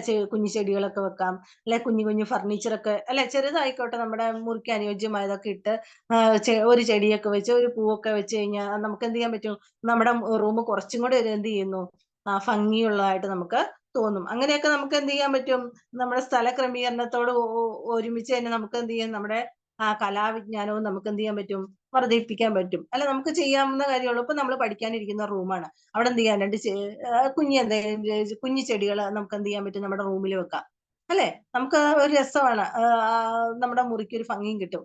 എല്ലാം അടുക്കി പെറുക്കി വെക്കുക, അതാണ് ഏറ്റവും പ്രധാനപ്പെട്ട കാര്യം അല്ലെ. അപ്പൊ നമുക്ക് എന്ത് ചെയ്യാം, അടുക്കി പെറുക്കി വെക്കുവാണെങ്കിൽ എന്താണ്, നമുക്ക് സ്ഥലം ലാഭിക്കാം, എളുപ്പമുണ്ട്, ചിട്ടയോട് കൂടി ഇരിക്കും, അങ്ങനെയുള്ള കാര്യങ്ങൾ. അപ്പൊ നമ്മള് രണ്ടാമത്തെ സ്പേസ് മാനേജ്മെന്റ് ചാപ്റ്റർ ആണ് കഴിഞ്ഞത്. അപ്പൊ അതിനകത്ത് സ്പേസ് മാനേജ്മെന്റ് എന്താണെന്ന് ചോദിച്ചായിരുന്നു. പിന്നെ അതിന്റെ ഇമ്പോർട്ടന്റ് ആസ്പെക്ട് ഓഫ് സ്പേസ് ഓർഗനൈസേഷനിൽ സ്പേസ് മാനേജ്മെന്റ് എന്താണെന്ന് ചോദിച്ചു.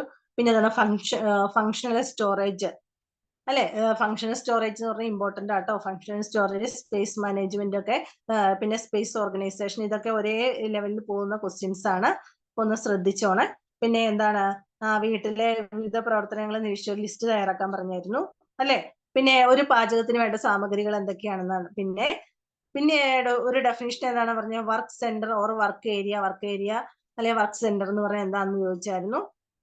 പിന്നെ ഓരോ വിവിധ ജോലികൾ ചെയ്യുന്നതിന് ഏതെല്ലാം ഘടകങ്ങൾ ആവശ്യമാണെന്ന് ചോദിച്ചായിരുന്നു അല്ലെ. ഇപ്പൊ നമുക്ക് കുളിക്കുന്നതിന് നമുക്ക് പറയുകയാണെങ്കിൽ ഇപ്പൊ വിവിധ ജോലി, ഇപ്പൊ കുളിക്കാനാണെങ്കിൽ നമുക്ക് പോകണമെങ്കിൽ അതിനൊരു കുളിപ്പുര അല്ലെങ്കിൽ നമുക്ക് ബാത്റൂം വേണം. അതിൻ്റെ അകത്ത് എന്ത് വേണം, വെള്ളം വേണം അല്ലെ, സോപ്പ് വേണം നമ്മൾ കുളിക്കുന്നതിന്.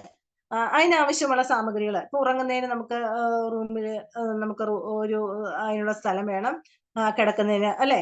എന്തൊക്കെ സാമഗ്രികൾ കൊണ്ടാണ് നമുക്കറിയാലോ, ബെഡ് വേണം അല്ലെ, അങ്ങനെയുള്ള കാര്യങ്ങൾ. പഠിക്കുന്നതിന് ഉള്ള ഇടത്തിൽ എന്തൊക്കെ വേണം, ടേബിൾ വേണം, ചെയർ വേണം, അങ്ങനെയുള്ള കാര്യങ്ങളൊക്കെ നമുക്ക് വേണം. പുസ്തകങ്ങൾ ആവശ്യത്തിന് ഉപയോഗിക്കുന്നതിന് വേണ്ടിയിട്ട് അങ്ങനെയുള്ള കാര്യങ്ങൾ. വിനോദത്തിനുള്ള ഇടം അല്ലെ, നമുക്ക് ടിവിയോ റേഡിയോയോ അല്ലെങ്കിൽ അങ്ങോട്ടും ഇങ്ങോട്ടും സംസാരിക്കുന്ന, പുസ്തകം വായിക്കുന്നതിനൊക്കെ ഉള്ള ഇടങ്ങൾ. അപ്പൊ അതാണ് പറഞ്ഞത്. പിന്നെ ഡെഡ് സ്റ്റോറേജ് എന്നാന്ന് പറഞ്ഞായിരുന്നു. അപ്പൊ അങ്ങനെയുള്ള കാര്യങ്ങൾ. പിന്നെ ഡിഫറെന്റ് ടൈപ്പ് ഓഫ് കിച്ചൺസ് നമ്മൾ പറഞ്ഞായിരുന്നു. അങ്ങനെയുള്ള കാര്യങ്ങളാണ് പ്രധാനപ്പെട്ട നമ്മൾ ഇതിൻ്റെ അകത്ത് പറഞ്ഞത്.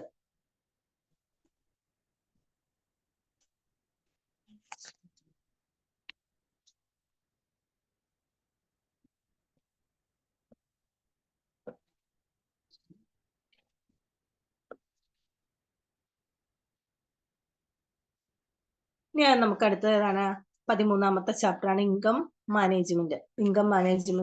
ഇതിന്റെ അകത്ത് മിക്കത് ഒരു തരം ഡെഫിനിഷൻസ് ആണ് കേട്ടോ, നിർവചനങ്ങളാണ്. ഡെഫിനിഷൻസ് എന്ന് പറഞ്ഞാൽ എന്താണ്, നിർവചനങ്ങളാണ്.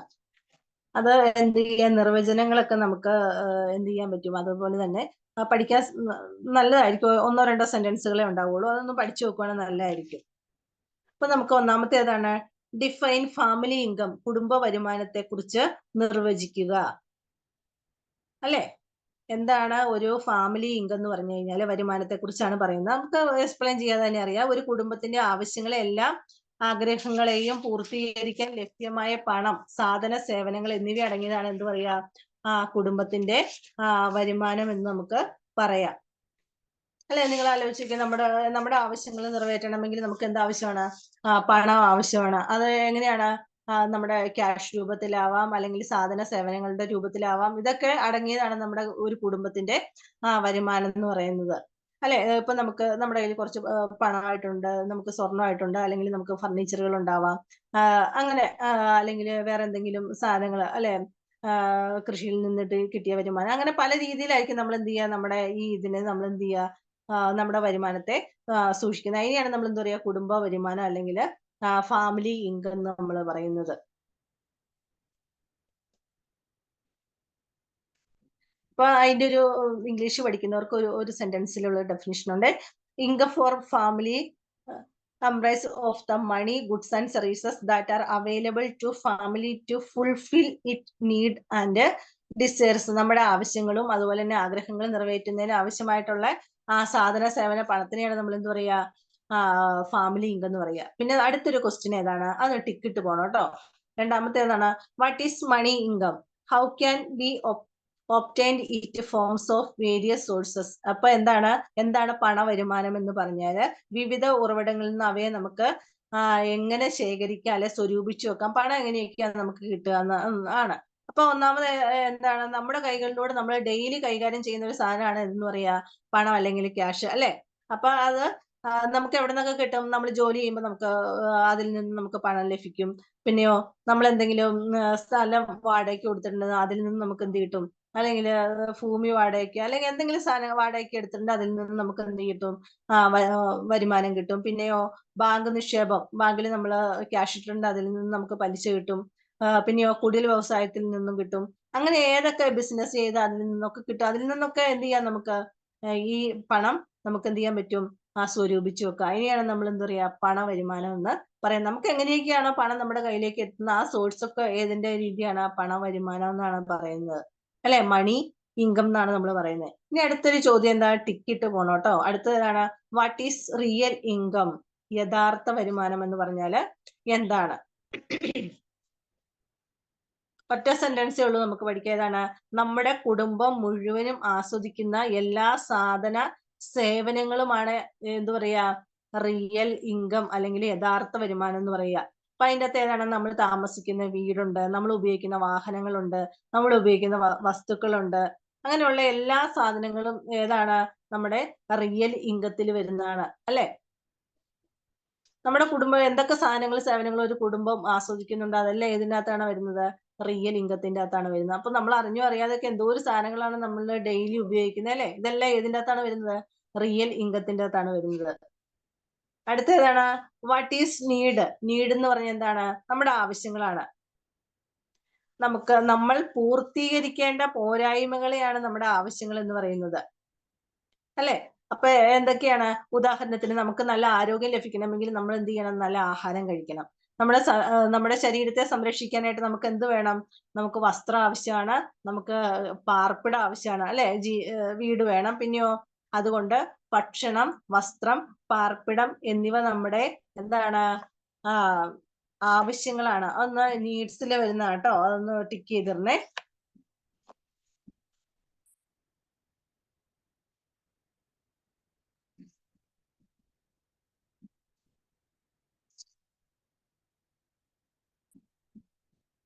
നമ്മുടെ ബേസിക് നീഡ്സ് എന്ന് പറഞ്ഞാൽ ഏതൊക്കെയാണ്? Food, cloth and shelter. ഓർത്ത് വെച്ചോണം കേട്ടോ, അത് ടിക്ക് ചെയ്തു അണ്ടർലൈൻ ചെയ്യും, എന്തെങ്കിലും ചെയ്യണേ.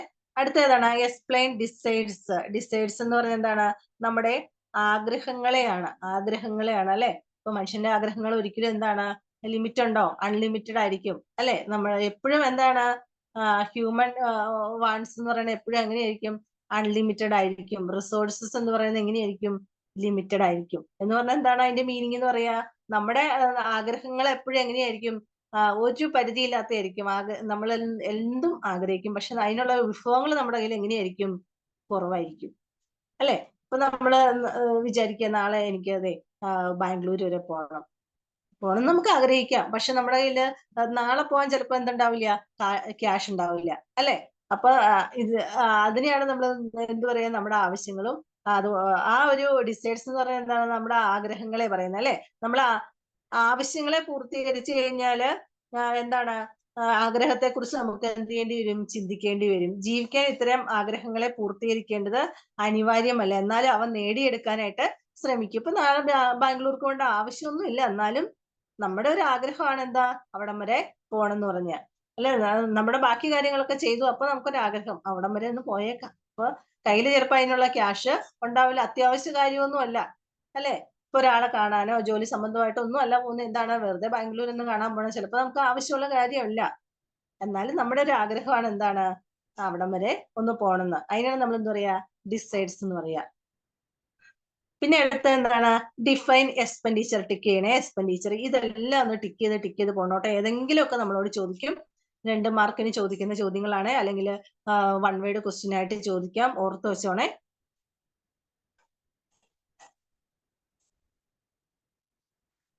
എക്സ്പെൻഡിച്ചർ, ചെലവെന്ന് പറഞ്ഞാൽ എന്താണ്? ഇപ്പൊ തന്നെ നമുക്കറിയാലോ എന്താ ചെലവെന്ന് പറഞ്ഞാൽ? കുടുംബത്തിന്റെ ആവശ്യങ്ങൾ സാക്ഷാത്കരിക്കുന്നതിന് വേണ്ടി സാധനങ്ങളും സേവനങ്ങളും വാങ്ങുന്നതിന് ചെലവഴിക്കുന്ന പണത്തിനെയാണ് നമ്മൾ എന്ത് പറയാ? ചെലവ്.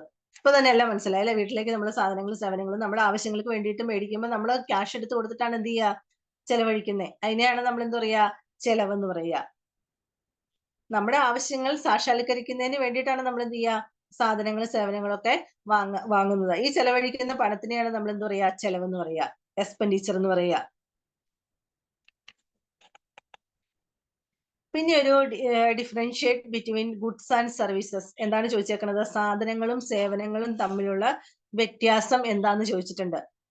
എന്താണ്? നിത്യജീവിതത്തിൽ നമുക്ക് ആവശ്യമായിട്ട് ഉപയോഗിക്കേണ്ട സാധനത്തെ അതിനെയാണ് നമ്മൾ എന്താ പറയാ? സാധനങ്ങൾ എന്ന് നമ്മൾ പറയുന്നു. ഉദാഹരണമായിട്ട് കഴിക്കുന്നതിനുള്ള ആഹാരം, ധരിക്കുന്നതിനുള്ള വസ്ത്രം, ഇതിനെല്ലാം സാധന സാമഗ്രികൾ എന്ന് നമ്മൾ പറയുന്നത് അല്ലെ? പിന്നെ സേവനങ്ങൾ എന്ന് പറഞ്ഞാൽ ഏതൊക്കെയാണ് സേവനങ്ങള്? പൊതുഗതാഗതം ഉണ്ട്, പിന്നെയോ നമ്മൾ കറണ്ട് ഉപയോഗിക്കുന്നുണ്ട് അല്ലെ? ജലസൗകര്യങ്ങൾ, അങ്ങനെയുള്ള സൗകര്യങ്ങളൊക്കെ സേവനങ്ങൾ എന്നാണ് നമ്മൾ പറയുന്നത്. അതൊന്ന് ഓർത്ത് വെച്ചാൽ സാധനങ്ങളും സേവനങ്ങളും പൊതുവായിട്ട് കിട്ടുന്ന ഏതാണ്? സേവനങ്ങളിൽ പെടും. നമുക്ക് അത്യാവശ്യമുള്ള നമുക്ക് ഉപയോഗിക്കേണ്ട കാര്യങ്ങളാണെങ്കിൽ അത് ഏതിൻ്റെ അകത്താണ് വരുന്നത്? സാധനങ്ങളുടെ അകത്താണ് വരുന്നത്.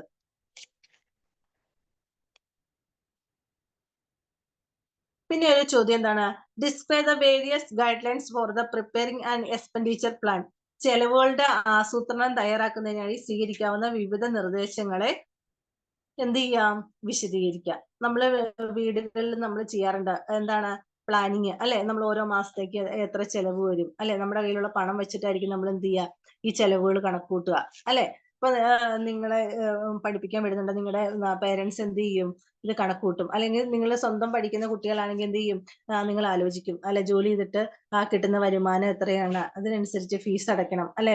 വേറെ കാര്യങ്ങൾ, വീട്ടിലെ കാര്യങ്ങൾ നോക്കാനുണ്ട്. അങ്ങനെ പല കാര്യങ്ങളും ചിന്തിച്ച് പല രീതിയിൽ നമ്മൾ എന്ത് ചെയ്യുന്നു? കണക്കൂട്ടുന്നവരുണ്ട് അല്ലെ? അപ്പൊ അങ്ങനെ എന്ത് ചെയ്യുന്നു? നമ്മുടെ കയ്യിലുള്ള പണത്തിനനുസരിച്ച് നമ്മൾ എന്ത് ചെയ്യുന്നു? ഈ ഒരു എന്ത് ചെയ്യുന്നു? ഒരു കണക്ക് എന്തൊക്കെ കാര്യങ്ങൾക്ക് എങ്ങനെയൊക്കെ തരംതിരിക്കണം അല്ലെ? നമുക്ക് ലഭിക്കുന്ന പണത്തെ എങ്ങനെയാണ്?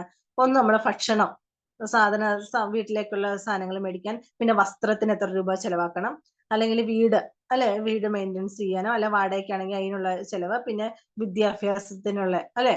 നമ്മൾ പഠിക്കുന്നതിന് ആവശ്യമായ ചെലവുകൾ, പിന്നെ നമ്മൾക്ക് ഗതാഗതം അല്ലെ? സഞ്ചരിക്കുന്നതിന് നമുക്ക് ഇപ്പോൾ വാഹനം ഉണ്ടെങ്കിൽ അതിന് എന്ത് ചെയ്യണം? പെട്രോളോ ഡീസലോ ഒക്കെ വണ്ടിയിൽ അടിക്കണം, അതിനുള്ള ചെലവ്. അല്ലെങ്കിൽ നമ്മൾ എന്താണ് പൊതുഗതാഗതത്തെയാണ് ആശ്രയിക്കുന്നത്. നമ്മൾ കയറുമ്പോൾ എന്താണ്? ബസ്സിൽ കയറി കഴിഞ്ഞാൽ നമ്മൾ പൈസ കൊടുക്കണം. അത് പിന്നെയോ വിനോദത്തിന് വേണ്ടിയിട്ട് ചെലവഴിക്കുന്ന പണം, പിന്നെ നിക്ഷേപം അല്ല, ഇങ്ങനെ പല രീതിയിലായിരിക്കും എന്ത് ചെയ്യുക? നമ്മൾ ഒരു മാസത്തെ നമ്മൾ ചെലവുകൾ കണക്കാക്കും. നമുക്ക് കിട്ടുന്ന പൈസ അനുസരിച്ച് നമ്മൾ എന്ത് ചെയ്യുന്നു? ഇപ്പൊ 10,000 രൂപയാണ് ഒരാളുടെ ഒരു മാസത്തെ വരുമാനം എങ്കിൽ പല രീതിയിലായിരിക്കും അയാൾ എന്ത് ചെയ്യുക? ഡിവൈഡ് ചെയ്യുക. ഭക്ഷണത്തിന് അല്ല അങ്ങനെയുള്ള സാധനങ്ങൾ മേടിക്കുന്നതിന് അല്ല, നമുക്ക് അത്യാവശ്യമുള്ള സാധനങ്ങൾ മേടിക്കുന്നതിന് എത്ര രൂപ ചെലവാക്കണം, അല്ലെങ്കിൽ വസ്ത്രം മേടിക്കാനുള്ളത് എത്ര രൂപയിൽ ലിമിറ്റ് ചെയ്യണം അല്ലെ? പാർപ്പിടം അല്ലെ വാടകയ്ക്കാണെങ്കിൽ എത്ര രൂപ വാടക കൊടുക്കാനുള്ള പൈസ മാറ്റി വെക്കണം, വിദ്യാഭ്യാസത്തിനുള്ളത്, അല്ലെങ്കിൽ നമുക്ക് വണ്ടിക്കൂലി, അങ്ങനെയുള്ള കാര്യങ്ങളൊക്കെ അല്ലെ അങ്ങനെ നോക്കും. പിന്നെ വിനോദത്തിനുള്ളത് അല്ലെ? നിക്ഷേപം. ഇപ്പൊ ഇങ്ങനെ ഒരു ലിസ്റ്റ് തയ്യാറാക്കുമ്പോൾ ചില കാര്യങ്ങൾ നമ്മൾ എന്ത് ചെയ്യുന്നു? കുറയ്ക്കും. നമ്മുടെ കയ്യിൽ പണം അനുസരിച്ച് നമ്മൾ കൂട്ടുകയും കുറയ്ക്കുകയും ഒക്കെ നമ്മുടെ വരവനുസരിച്ചായിരിക്കും നമ്മൾ എന്ത് ചെയ്യുക അല്ലെ? നമുക്ക് വീടുകളിൽ ഡെയിലി ചെയ്യുന്ന ആളുകൾക്ക് നമുക്ക് കൃത്യമായിട്ട് അതറിയാം. പിന്നെ നമുക്ക് എന്താണ്? പ്രാഥമിക, ദ്വിതീയ 2 രീതിയിലാണ്. പ്രൈമറി ആൻഡ് സെക്കൻഡറി ഉണ്ട്. എന്താണ്? നമ്മുടെ ആവശ്യങ്ങള്, നീഡ്സ് അല്ലെങ്കിൽ വാണ്ട്സ് എന്താണ്? 2 ടൈപ്പിലാണ് പറയുന്നത്. അപ്പൊ ഒന്നാമത് പ്രാഥമികം എന്ന് പറഞ്ഞാൽ എന്താണ്? നമ്മൾ അത്യാവശ്യമായിട്ട് ചെയ്യേണ്ട കാര്യത്തിന് നമ്മൾ എന്താ പറയാ? പ്രൈമറി നീഡ്സ് നമ്മൾ പറയാ. എന്ന് പറഞ്ഞാൽ എന്താണ്?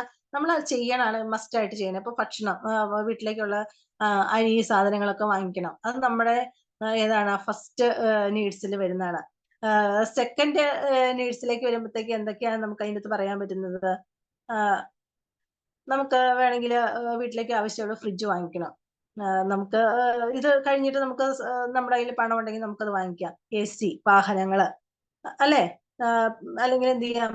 ഭാവിയിലേക്ക് ഇതൊക്കെ വാങ്ങിക്കുന്നതിന് വേണ്ടിയിട്ട് നമുക്ക് പണം നമുക്ക് എന്ത് ചെയ്യാൻ പറ്റും? സേവ് ചെയ്യാൻ പറ്റും. ഇങ്ങനെയുള്ള കാര്യങ്ങളൊക്കെ അത് ഏതിലാണ് വരുന്നത്? രണ്ടാമത്തെ ദ്വിതീയ അല്ലെങ്കിൽ സെക്കൻഡറി നീഡ്സിലാണ് വരുന്നത്. ദ്വിതീയ ആവശ്യങ്ങളിലാണ് അത് വരുന്നത്. അപ്പൊ ഒന്ന് ഓർത്ത് വെച്ചോണേ. അപ്പൊ നമ്മൾ ചെലവുകൾ എങ്ങനെയൊക്കെയാണ് ചെയ്യുന്നത്? ഇത് സിമ്പിൾ അല്ലേ നിങ്ങൾക്ക് ചെയ്യാം. നമ്മുടെ വീട്ടിൽ നമുക്ക് കിട്ടുന്ന വരുമാനം അനുസരിച്ച് എന്ത് ചെയ്യാം? നമ്മുടെ ഓരോ ആവശ്യങ്ങൾക്കും ഉള്ള കാര്യങ്ങൾ നമുക്ക് എന്ത് ചെയ്യാൻ പറ്റും? ഡിവൈഡ് ചെയ്ത് നമുക്ക് എന്ത് ചെയ്യാൻ പറ്റും?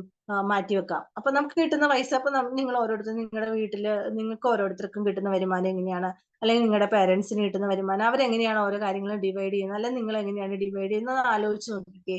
അപ്പൊ തന്നെ ഈ ഒരു ക്വസ്റ്റ്യൻ നിങ്ങൾക്ക് സിമ്പിൾ ആയിട്ട് എഴുതാവുന്നല്ലേ ഉള്ളൂ. ഒന്ന് ആലോചിച്ച് നോക്കിയേ. പിന്നെ അടുത്തൊരു ചോദ്യം ചോദിച്ചേക്കുന്നത് ഏതാണ്?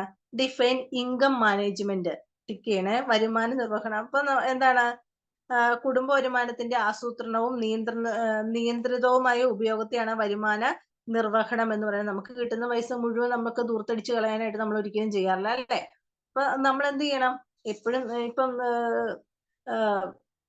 വേറെ ഉത്തരവാദിത്തങ്ങളൊന്നുമില്ല. അപ്പൊ ഇങ്ങനെ ജോലിക്കൊക്കെ പോകുന്ന കുട്ടികളാണ്. അവരെന്ത് ചെയ്യും? കൂടുതൽ അടിച്ചു പൊളിച്ച് ജീവിക്കാനായിരിക്കും എന്ത് ചെയ്യുക? ആഗ്രഹിക്കുക. കിട്ടുന്ന പൈസ മുഴുവൻ അവരെന്ത് ചെയ്യുന്നു? ഭക്ഷണത്തിന് വേണ്ടിയിട്ട് അല്ലെങ്കിൽ വേറെ എന്തെങ്കിലും കാര്യങ്ങൾക്കൊക്കെ വേണ്ടിയിട്ടായിരിക്കും അവരെന്ത് ചെയ്യുക? ഉപയോഗിക്കുന്നത്. അപ്പൊ എന്ത് ചെയ്യുക? നമ്മളെപ്പോഴും നമുക്ക് കിട്ടുന്ന വരുമാനത്തിന്റെ ഒരു 10% എങ്കിലും എന്ത് ചെയ്യാൻ ശ്രമിക്കണം? സേവ് ചെയ്യാനായിട്ട് ശ്രമിക്കണം. എപ്പോഴും നമുക്ക് എപ്പോഴാണ് ഒരു ആവശ്യം വരിക എന്ന് നമുക്ക് ഒരിക്കലും പറയാൻ പറ്റില്ല. അപ്പൊ എന്ത് ചെയ്യുക? സേവ് ചെയ്യാനായിട്ട് ശ്രദ്ധിക്കുക.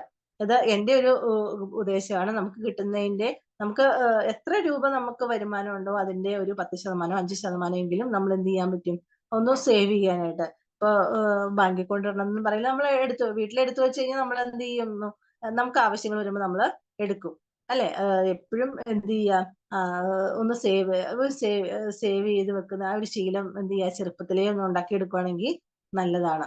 അത് ഏതിന്റെ അകത്താണ് വരുന്നത്, ഇൻകം മാനേജ്മെന്റിന്റെ അകത്താണ് വരുന്നത്. പിന്നെ ഒരു ചോദ്യം എന്താണ് ടിക്ക് ചെയ്തിട്ടുണ്ടേ, explain different process of income management. വരുമാന നിർവഹണത്തിന്റെ വിവിധ പ്രക്രിയകൾ വിശദമാക്കുക. നിങ്ങൾ ചെയ്യുന്ന ഓരോ കാര്യങ്ങളൊന്ന് ആലോചിച്ച് നോക്കിയേ.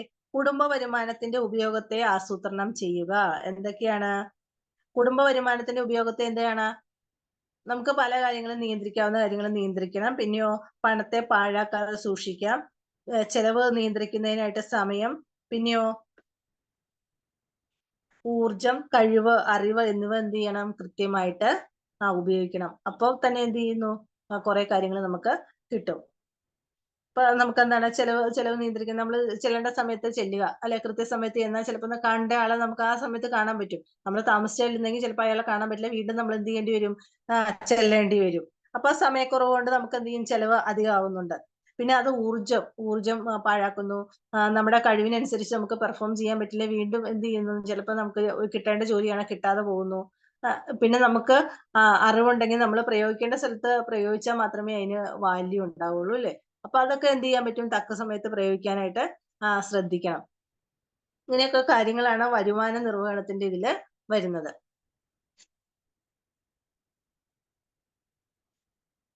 പിന്നെ എന്താണ് ഒരു ചോദ്യം ചോദിച്ചേക്കുന്നത്, write about the advantages of maintaining a record of income and expenditure.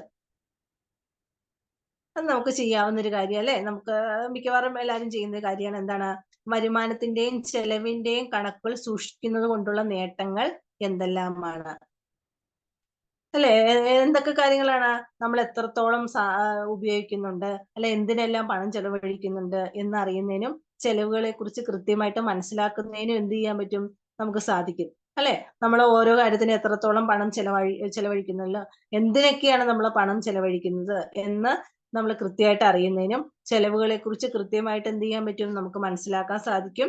പിന്നെ എന്ത് ചെയ്യാൻ പറ്റും, അനാവശ്യ ചെലവുകൾ നമുക്ക് എന്ത് ചെയ്യാൻ പറ്റും, മനസ്സിലാക്കാനായിട്ട് സാധിക്കും. ഇപ്പൊ ഒന്ന് രണ്ട് ഇപ്പൊ നിങ്ങള് ആദ്യമായിട്ട് ജോലിക്ക് കയറിയ ആളുകളായിരിക്കും അല്ലെ. അപ്പൊ എന്താണ്, ആദ്യത്തെ മാസം നമുക്ക് ഇത് നമ്മുടെ കയ്യില് സാലറി കിട്ടിയപ്പോ നമ്മൾ എന്ത് ചെയ്യും, നമുക്ക് ആവശ്യമുള്ള സാധനങ്ങളൊക്കെ ആദ്യം പോയി നമ്മൾ വാങ്ങിക്കും. പിറ്റേ മാസം ആകുമ്പോൾ നമ്മൾ ആലോചിക്കും, വേണ്ട, ഇത്രത്തിന്റെ ആവശ്യമില്ല അല്ലെ, കഴിഞ്ഞ മാസം ചെലവഴിച്ച പോലെ ഇപ്പം മാസം ചെലവഴിക്കണ്ട, കുറച്ച് പൈസ എന്ത് ചെയ്തേക്കാം, സേവ് ചെയ്തേക്കാം അല്ലെ. അപ്പൊ അനാവശ്യ ചെലവുകൾ നമുക്ക് എന്ത് ചെയ്യാൻ പറ്റും, നമുക്ക് മനസ്സിലാക്കാൻ പറ്റും. പിന്നെ എന്ത് ചെയ്യാം, വിവിധ മാസങ്ങളിലെ ചെലവുകൾ താരതമ്യം ചെയ്യാൻ പറ്റും അല്ലെ. പല ആവശ്യങ്ങൾക്കായിട്ടായിരിക്കും നമ്മൾ എന്ത് ചെയ്യുക, നമ്മുടെ ഫുഡിന് അല്ലെ, നമ്മുടെ ഭക്ഷണത്തിന് ആവശ്യമായിട്ടുള്ളത്, പിന്നെ വസ്ത്രത്തിന്, പിന്നെ നമുക്ക് എന്താണ് ഡെയിലി നമ്മുടെ എന്താണ് ഗതാഗതത്തിന് വേണ്ടിയിട്ട്, അങ്ങനെയൊക്കെ ആയിരിക്കും നമ്മൾ ഏറ്റവും കൂടുതൽ പണം എന്ത് ചെയ്യുക, ചെലവഴിക്കുക. പിന്നെ ഭാവിയിലേക്ക് വേണ്ടി വരുമാനത്തെ നമുക്ക് എന്ത് ചെയ്യാൻ പറ്റും, ആസൂത്രണം ചെയ്യാൻ പറ്റും. ഇങ്ങനെയൊക്കെ നമുക്ക് എന്ത് ചെയ്യാൻ പറ്റും, നമുക്ക് ഈ പണത്തിനെ കുറിച്ച് അല്ലെങ്കിൽ നമുക്ക് കിട്ടുന്ന വരുമാനത്തിന് ഈ വരവും ചെലവും ഒക്കെ കണക്കാക്കിയിരിക്കുന്ന എപ്പോഴും നമുക്ക് എന്ത് കിട്ടും, ഭാവിയിലേക്ക് നേട്ടത്തിന് ഉപയോഗിക്കാം. പിന്നെ അടുത്തൊരു ചോദ്യം എന്താണ്, ഇപ്പൊ ഇത്രയും കൊണ്ട് നമുക്ക് ഇന്നത്തെ ക്ലാസ് അവസാനിപ്പിക്കാം. അപ്പൊ ഓർത്തോണ് 11 ക്വസ്റ്റ്യൻ വരെയാണ് നമ്മൾ ഇൻകം മാനേജ്മെന്റിന്റെ ഇതിന്റെ അകത്ത് എടുത്തത്.